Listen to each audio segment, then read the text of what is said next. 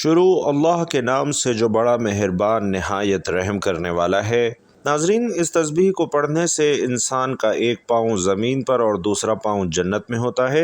نبی کریم صلی اللہ علیہ وسلم فرماتے ہیں کہ وہ انسان جو یہ تسبیح پڑھتا ہے جنتی ہے، جنتی ہے، جنتی ہے۔ ماہ رمضان المبارک کے بابرکت مہینے میں نبی پاک صلی اللہ علیہ وسلم کے فرمان کے مطابق ایک ایسی تسبیح کا عمل لے کر آپ کی خدمت میں حاضر ہوا ہوں کہ جو اس تسبیح کو پڑھ لیتا ہے حضور پاک صلی اللہ علیہ وسلم کے پاک فرمان کے مطابق وہ جنتی کہلاتا ہے۔ اس تسبیح کو پڑھنے سے انسان کا ایک پاؤں زمین پر ہوتا ہے اور دوسرا پاؤں جنت میں ہوتا ہے۔ رمضان کے اس بابرکت مہینے میں اس تسبیح کے پڑھنے والے کو بہت زیادہ اجر و ثواب عطا کیا جاتا ہے، اور ماہ رمضان المبارک کے مہینے میں قرآن مجید کی اس ایک آیت کی تسبیح کرنے والا ہر قسم کی دکھ تکلیف پریشانیوں سے محفوظ رہتا ہے، اس کا مقام اور مرتبہ بڑھا دیا جاتا ہے، جنت میں اس کا نام لکھ دیا جاتا ہے۔ تو ناظرین محترم، اس ایک چھوٹی سی آیت کا وظیفہ بتائے گئے طریقے کے مطابق کر لیجئے تاکہ آپ کو بھرپور فائدہ اور اجر و ثواب حاصل ہو سکے۔ حضور پاک صلی اللہ علیہ وسلم کے فرمان کے مطابق آپ بھی جنت کے حقدار بن سکیں۔ ناظرین، یہ تسبیح قرآن پاک کی ایک بہت ہی عظیم آیت مبارکہ کی تسبیح ہے کہ جس کو قرآن پاک کی سب سے عظیم آیت کہا گیا ہے۔ آپ نے اس آیت مبارکہ کی تسبیح کب اور کتنی تعداد میں پڑھنی ہے، یہ سب آپ کو تفصیلاً بتاتا ہوں۔ یہ ایک ایسی عظیم تسبیح ہے کہ جس کے بارے میں حدیث مسلم میں حضرت ابی بن کعب رضی اللہ تعالی عنہ سے روایت ہے کہ رسول کریم صلی اللہ علیہ وسلم نے فرمایا کہ اے ابو المنذر، میں تجھے قرآن مجید کی عظیم آیت نہ بتاؤں کہ تو اس کا ورد کرے، دنیا اور آخرت کی آسانی تمہاری جھولی میں آ جائے۔ فرمایا کہ قرآن مجید میں سب سے عظیم یہ آیت کریمہ ہے۔ مزید فرمایا کہ فرض نماز کے بعد اسے پڑھنے سے تمہارا ایک پیر زمین پر اور دوسرا جنت میں ہوگا۔ فرمایا کہ اس آیت کریمہ کا پڑھنا اللہ تعالیٰ کے راضی ہونے کا ذریعہ ہے، گناہوں کی معافی ہے اور جنت کی بشارت ہے، نبی پاک صلی اللہ علیہ وسلم کی شفاعت کا ذریعہ ہے، اور یہ کلمات پڑھنے سے اللہ انسان کے سابقہ گناہوں کو معاف فرما دیتا ہے، اس کے دل کو اپنی رحمت سے منور کر دیتا ہے، اور اس کے وقت انتقال نزا کی تکلیف سے نجات حاصل ہوگی، قبر اس کے لیے منور اور کشادہ ہوگی، اور پل صراط سے تیزی سے گزر جانے کا ذریعہ ہے۔ اس آیت کریمہ کو پڑھنے سے اللہ تعالیٰ کے فرشتے اس کے لیے محافظ بن جاتے ہیں، اور جنت کے داخلے کے لیے ان کے آگے صرف اور صرف موت ہے، یعنی مرنے کے بعد سیدھا جنت میں داخل ہوگا۔ ناظرین محترم، قرآن مجید کی عظمت اور بزرگی اور اس کی فضیلت اور رفعت اس لیے اس قدر کافی ہے کہ وہ خداوند عالم، مالک ارض و سما، خالق لوح و قلم کا کلام ہے، تمام عیوب اور تمام نقائص سے پاک ہے، فصاحت و بلاغت کا آخری نقطہ، عروج کے بڑے بڑے رب کے فصیح و بلیغ اس کے سامنے طفل مکتب العروف و عارف۔ قرآن مجید کی تلاوت اور پڑھنے کا ثواب تمام علماء اس بات پر متفق ہیں کہ کوئی ذکر اذکار تلاوت قرآن مجید سے زیادہ ثواب نہیں رکھتا، خصوصاً نماز میں اس کی تلاوت کا ثواب اور اس کی فضیلت اتنی زیادہ ہے کہ اس کی گنتی ہی ممکن نہیں ہے۔ چنانچہ قرآن پاک کی تعلیم کے بارے میں اللہ تعالیٰ کے آخری نبی صلی اللہ علیہ وسلم فرماتے ہیں کہ تم میں سے سب سے بہتر شخص وہ ہے جس نے قرآن مجید سیکھا اور اسے دوسروں کو سکھایا۔ ناظرین، حضرت سیدنا عبد الرحمن رضی اللہ تعالی عنہ مسجد میں قرآن پاک پڑھایا کرتے تھے۔ وہ فرماتے ہیں کہ اسی حدیث مبارکہ نے مجھے یہاں بٹھا رکھا ہے، اور حضرت انس رضی اللہ تعالی عنہ سے روایت ہے کہ رسول کریم صلی اللہ علیہ وسلم نے فرمایا کہ جس شخص نے قرآن پاک سیکھا اور سکھایا اور جو کچھ قرآن میں ہے اس پر عمل کیا، قرآن پاک اس کی شفاعت کرے گا اور اسے جنت میں لے جائے گا۔ اسی طرح حضرت انس رضی اللہ تعالی عنہ سے روایت ہے کہ جس شخص نے قرآن مجید کی ایک آیت یاد کی یا دین کی کوئی سنت سکھائی تو قیامت کے دن اللہ تعالیٰ اس کے لیے ایسا ثواب تیار فرمائے گا کہ اس سے بہتر ثواب کسی کے لیے بھی نہیں ہوگا۔ تو ناظرین، ہمیں بھی چاہیے کہ قرآن پاک کی تعلیم کو عام کریں، قرآن پاک پڑھائیں، اس سے اولاد کی تربیت کریں تو ہمیں خود کو ڈھیروں ثواب اور فضائل حاصل ہوں گے، اور اس سے ہماری نسل اور معاشرے میں بہتری کا سامان بھی ہوگا۔ حضور پاک صلی اللہ علیہ وسلم کا فرمان عالی شان ہے کہ جو شخص اپنے بچے کو ناظرہ قرآن پاک سکھائے اس کے اگلے پچھلے گناہ معاف کر دیے جاتے ہیں۔ فرمایا کہ جس نے کتاب اللہ سے ایک آیت کسی کو سکھائی، علم کا ایک باب سکھایا، تو اللہ جل شانہ اس کے ثواب کو قیامت تک کے لیے جاری فرما دے گا۔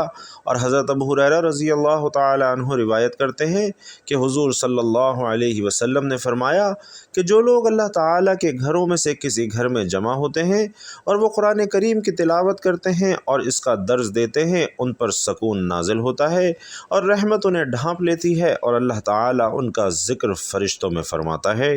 سبحان اللہ۔ ناظرین، حضور صلی اللہ علیہ وسلم کا ایک واقعہ ہے۔ حضرت عقبہ بن عامر رضی اللہ تعالی عنہ بیان کرتے ہیں کہ سرکار دو عالم صلی اللہ علیہ وسلم تشریف لائے، حالانکہ ہم چبوترے پر بیٹھے ہوئے تھے۔ نبی پاک صلی اللہ علیہ وسلم نے فرمایا کہ تم میں سے کس کو یہ پسند ہے کہ وہ ہر روز صبح مدینہ کی پتھریلی زمین پر یا ایک بازار جائے، وہاں سے بغیر کسی گناہ اور قطع رحمی کے 2 بڑے بڑے کوہان والی اونٹنیاں لے آئے؟ ہم نے عرض کیا، یا رسول اللہ، ہم سب کو ہی یہ بات پسند ہے۔ آپ صلی اللہ علیہ وسلم نے فرمایا، پھر تم میں سے کوئی شخص صبح کو مسجد میں کیوں نہیں جاتا کہ قرآن کریم کی 2 آیتیں خود سیکھے، دوسروں کو بھی سکھائے، اور یہ 2 آیتوں کی تعلیم 2 اونٹنیوں سے بہتر ہے کہ اللہ تعالیٰ کا قیامت تک اجر بڑھاتا رہے گا۔ ایک حدیث پاک میں ہے کہ جس شخص نے کتاب اللہ کی ایک آیت یا علم کا ایک باب سکھایا، اللہ تعالیٰ اس کا اجر قیامت تک بڑھاتا رہے گا۔ تمہارا کسی کو قرآن پاک کی ایک آیت سکھانے کے لیے جانا تمہارے لیے 100 رکعت ادا کرنے سے بہتر ہے، اور تمہارا کسی کو علم کا ایک باب سکھانے کے لیے جانا، اس پر عمل کیا جائے یا نہ کیا جائے، تمہارے لیے 1000 رکعت ادا کرنے سے بہتر ہے۔ وہ خوفناک دن جس دن چھوٹے چھوٹے سہاروں کو آدمی ترسے گا، قرآن پاک سیکھنے، سکھانے اور اس پر عمل کرنے والوں کو کیسا عظیم سہارا ملے گا۔ جس قرآن مجید کو سیکھتے، سکھاتے اور اس پر عمل کرتے تھے، وہ شفاعت کر کے آپ کو جنت میں داخل کرا لے گا۔ ناظرین، اگر کسی کو قرآن پاک پڑھنا نہیں آتا تو اسے سیکھنے کی کوشش کرنی چاہیے۔ قرآن مجید کو جو لوگ مضبوطی سے تھام لیتے ہیں تو اللہ تعالیٰ ان کو بلند کر دیتا ہے، اور وہ دنیا میں بھی عزت حاصل کرتے ہیں اور آخرت میں بھی جنت میں داخلہ ہوگا۔ جو قرآن مجید کی تلاوت اور تعلیمات سے دور ہوتے ہیں اور اپنی زندگی اپنی مرضی اور چاہت سے بسر کرتے ہیں، تو پھر ایسوں کو اللہ ذلیل و خوار کر دیتا ہے۔ چنانچہ نبی کریم صلی اللہ علیہ وسلم فرماتے ہیں کہ اس کتاب یعنی قرآن مجید کی وجہ سے اللہ بہت سے لوگوں کو سر بلند فرمائے گا اور دوسروں کو ذلیل کر دے گا۔ قرآن مجید فرقان حمید وہ بے مثل کتاب ہے کہ جس کے کمالات اور اوصاف بیان کرنے سے ہم قاصر ہیں۔ اس عظیم کلام کو پڑھنے والا، پڑھانے والا اور اس پر عمل کرنے والا دونوں جہانوں میں سرخرو ہو جاتا ہے، اور خالق کائنات کی بارگاہ اقدس سے خصوصی انعامات سے نوازا جاتا ہے۔ بے شک اللہ اور اس کے فرشتے لوگوں کو خیر کی تعلیم دینے والے پر رحمت بھیجتے ہیں، اور یاد رہے کہ یہ فضل اور اجر و ثواب اسی وقت حاصل ہو سکتا ہے جب پڑھانے والا اہل ہو، یعنی قرآن کریم کو درست تلفظ اور صحیح طریقے سے پڑھائے۔ ان کو غلط طریقے پر پڑھانا بجائے ثواب کے عذاب کا باعث بن جاتا ہے۔ رسول پاک صلی اللہ علیہ وسلم فرماتے ہیں، مجھ پر درود پاک پڑھنا پل صراط پر نور ہے۔ جو بروز جمعہ مجھ پر 80 بار درود پاک پڑھتا ہے، اس کے 80 سال کے گناہ معاف ہو جاتے ہیں۔ ناظرین، قرآن پاک پڑھنے کے بے شمار فضائل ہیں۔ قرآن کی برکت سے آخرت میں بہتر ہوگی اور دنیا میں بھی قرآن مجید شفاعت کرنے والا ہے۔ قرآن مجید پڑھنا جنت میں لے جانے والا عمل ہے۔ حج مسلمانوں کے لیے ایک اہم ترین مذہبی فریضہ شمار ہوتا ہے۔ یہ مقدس شہر مکہ کی زیارت ہے جو موجود سعودی عرب میں واقع ہے۔ اسلام کے 5 ارکان میں سے حج ایک رکن ہے، یعنی مسلمانوں پر حج فرض ہے، اور اسلام کے 5 ستون ایک بنیادی مذہبی فریضے کی نمائندگی کرنا۔ تاہم یہ ذمہ داری مخصوص شرائط کے تحت لاگو ہوتی ہے، بشمول مالی اور جسمانی صلاحیت، پختگی اور سفر کی آزادی، جبکہ ہر مسلمان پر فرض نہیں۔ حج ہر سال زندگی بھر میں کم از کم ایک بار ان لوگوں کے لیے واجب ہے جو ان معیارات پر پورا اترتے ہیں۔ مکہ سے ایک مقدس شہر کی یہ زیارت گہری روحانی اہمیت رکھتی ہے جو اتحاد، عقیدت اور روح کی تزکیے پر زور دیتی ہے۔ یہ ایک مسلمان کے عقیدے کا ایک مرکزی پہلو ہے اور اسلام سے اس کی وابستگی کا ایک طاقتور مظاہرہ ہے۔ حج اسلام میں اسلامی کیلنڈر کے دوران خاص طور پر 9ویں تاریخ کو فرض ہو گیا، اور اسلامی مہینہ ذی الحج حج کی ادائیگی کے نام سے جانا جاتا ہے اور یہ پیغمبر اسلام کی آخری زیارت کے دوران ہوا تھا۔ اس سفر کے دوران رسول علیہ الصلاۃ والسلام نے اجتماعی خطبہ دیا اور اسلامی تعلیمات کے بہت سے پہلوؤں کو واضح فرمایا اور مختلف سماجی اور اخلاقی اصولوں کی اہمیت پر زور دیا۔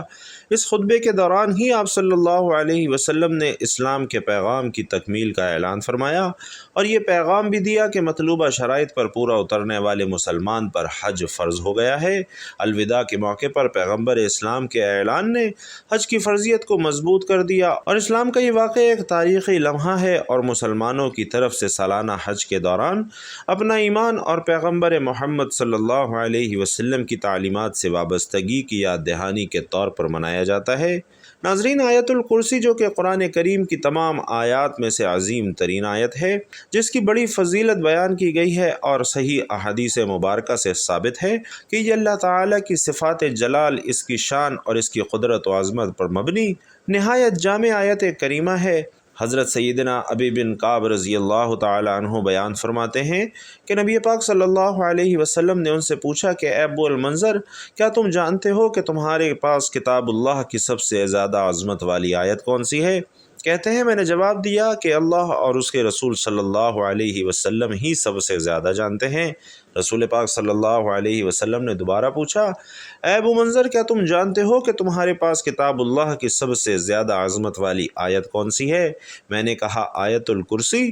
تو رسول اللہ صلی اللہ علیہ وسلم نے میرے سینے پر ہاتھ مارا اور فرمایا، اللہ کی قسم تو نے درست کہا ہے، اے ابو منذر، تمہیں علم مبارک ہو۔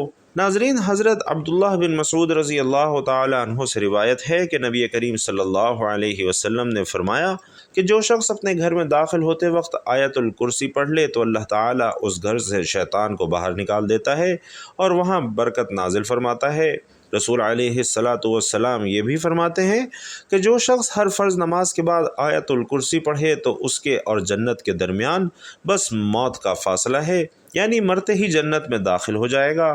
اور حضرت ابی بن کعب رضی اللہ تعالی عنہ یہ بھی روایت کرتے ہیں کہ سرور کائنات صلی اللہ علیہ وسلم نے فرمایا کہ قرآن مجید میں سب سے عظیم آیت آیت الکرسی ہے۔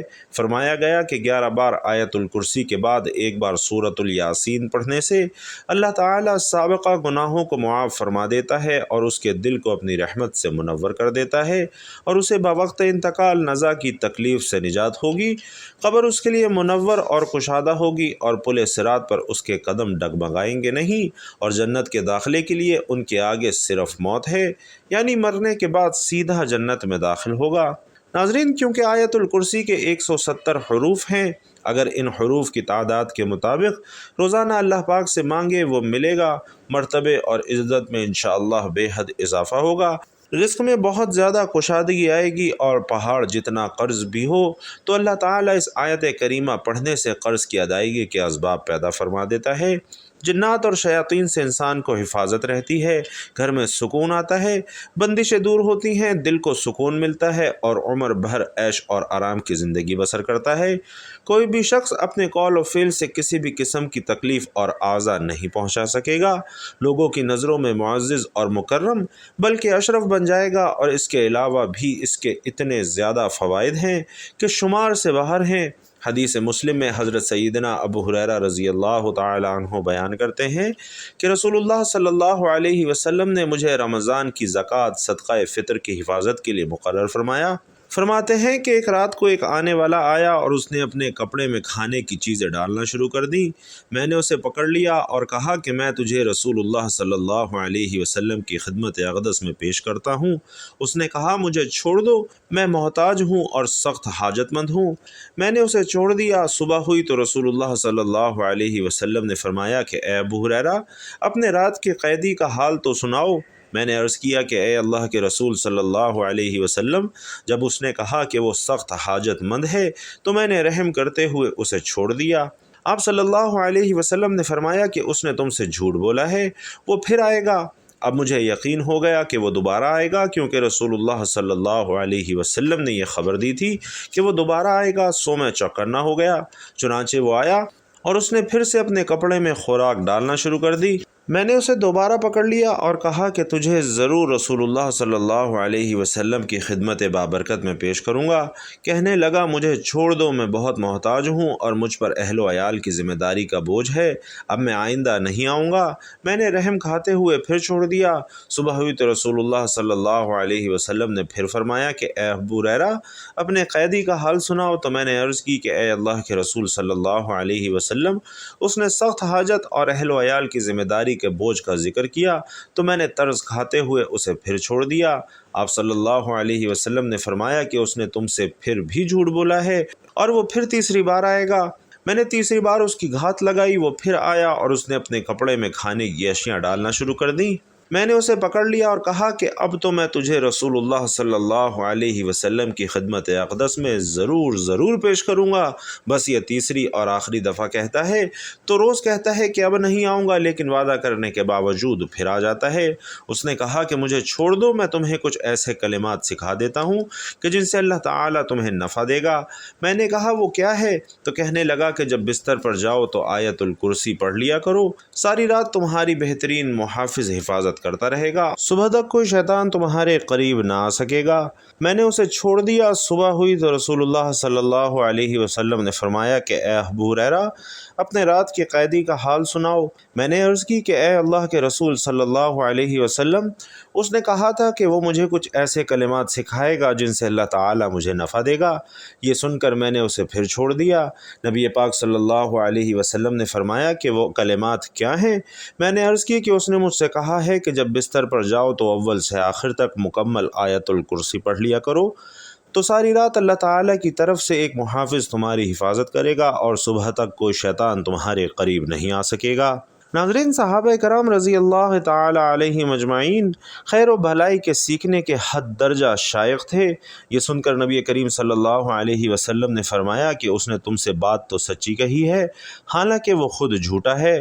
اے ابو ہریرہ تمہیں معلوم ہے کہ تم 3 راتیں کس سے باتیں کر رہے ہو؟ میں نے عرض کی نہیں، تو رسول پاک صلی اللہ علیہ وسلم نے بتایا کہ وہ شیطان تھا۔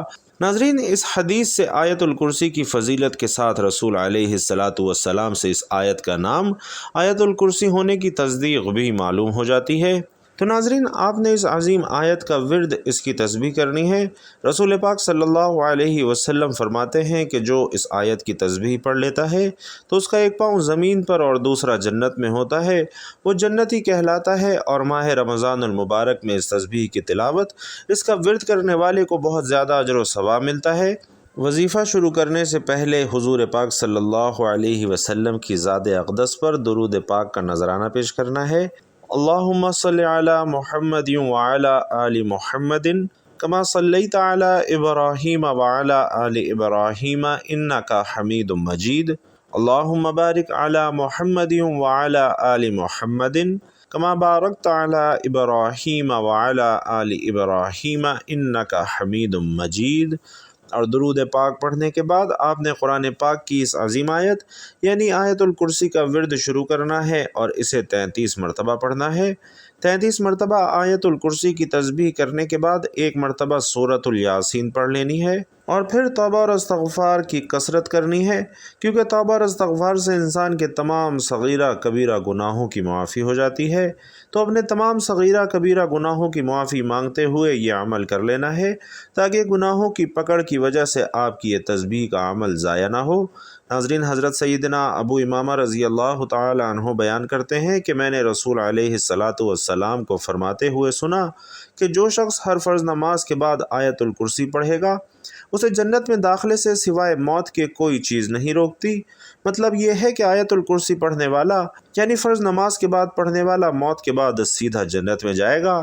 کتنے خوش قسمت ہیں وہ لوگ جو یہ عمل کرتے ہیں۔ سورۃ الیاسین اور آیت الکرسی پڑھیں، نہ صرف حج جتنا ثواب ملے گا بلکہ آپ کو لاکھوں قرآن پاک پڑھنے کا ثواب بھی ملے گا، آپ کی دعائیں بھی پوری ہوں گی اور اللہ تعالیٰ اپنے اس بندے سے اتنا زیادہ خوش ہو جاتا ہے کہ اپنے اس بندے کو تمام برائیوں سے دور کر دیتا ہے اور اس کے دل میں نیکی اور اچھے اعمال کرنے کا شوق پیدا کر دیتا ہے اور اپنے اس بندے کو اپنی رحمتوں اور برکتوں کے سائے میں جگہ عطا فرماتا ہے۔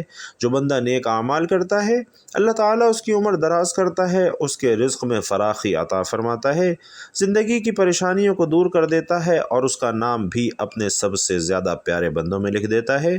تو بھائیوں اور بہنوں، آپ قرآن مجید کی یہ صورتیں لازمی پڑھیں۔ سورۃ الیاسین اور آیت الکرسی دونوں کی بے شمار فضیلتیں ہیں۔ سورۃ الیاسین قرآن مجید کا دل ہے، بخشش اور رحمت کا ذریعہ ہے، جبکہ آیت الکرسی حفاظت، جنت کی بشارت اور شیطان سے بچاؤ کا بہترین ذریعہ ہے۔ ان دونوں کی تلاوت روزمرہ زندگی کا حصہ بنانی چاہیے تاکہ دنیا اور آخرت میں کامیابی حاصل ہو، اور اللہ تعالیٰ ان دونوں آیات کریمہ کو پڑھنے والے اور ان پر عمل کرنے کی توفیق نصیب فرمائے، اور نبی پاک صلی اللہ علیہ وسلم پر بکثرت درود پاک پڑھنے کی توفیق نصیب فرمائے، آمین یا رب العالمین۔ محترم ناظرین، آخر میں آپ سے گزارش ہے کہ اللہ تعالیٰ کے 99 ناموں میں سے کوئی ایک نام کمنٹ باکس میں ضرور لکھیے گا۔ اللہ تعالیٰ آپ سب کا حامی و ناصر ہو، آمین یا رب العالمین۔